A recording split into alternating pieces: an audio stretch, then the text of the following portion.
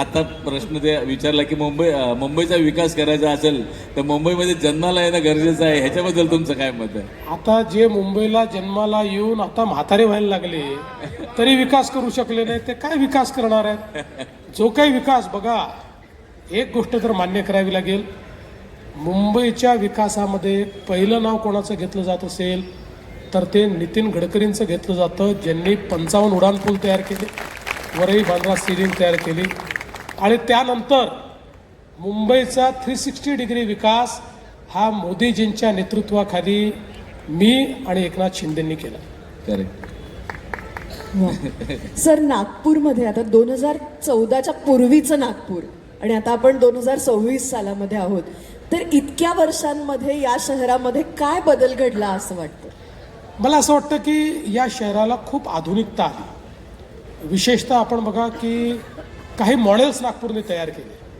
विशेषतः आपण जर बघितलं तर नागपूरमध्ये जी काही सांडपाण्यावर जी प्रक्रिया होते, तर नागपूर हे पहिलं शहर असं ठरलं की ज्या शहराने आपल्या सांडपाण्यावर प्रक्रिया करून ते पाणी वीज निर्मितीकरता विकलं आणि त्यातनं पैसा कमावला.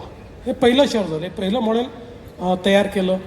दुसरं आपण जर बघितलं तर 24/7 पाणी पुरवठ्याच्या योजनेचं एक मॉडेल हे देखील नागपूरने तयार केलं. आज नागपूर एक असं शहर आहे की आता अजून आमचं योजनेचं काम पूर्ण व्हायचं आहे, काही भाग बाकी आहेत, पण सगळा झाल्यानंतर आज नागपूर शहरामध्ये उन्हाळ्यातही कुठलेही पाण्याकरता मोर्चे येत नाहीत, ही परिस्थिती नसते. पाणी या ठिकाणी आहे. नागपूरमध्ये रस्त्यांची जी कामं आहेत, आज कोणीही नागपूरला आल्यानंतर इथलं इन्फ्रास्ट्रक्चर पाहून तो आश्चर्यचकित होतो. इथे आम्ही कॉन्क्रीटचे रोड केलेले आहेत, खड्ड्यांचा विषय नाही आहे, इथे फ्लायओव्हरचं जाळं तयार केलेलं आहे, आणि विशेषतः नितीनजींच्या नेतृत्वामध्ये आम्ही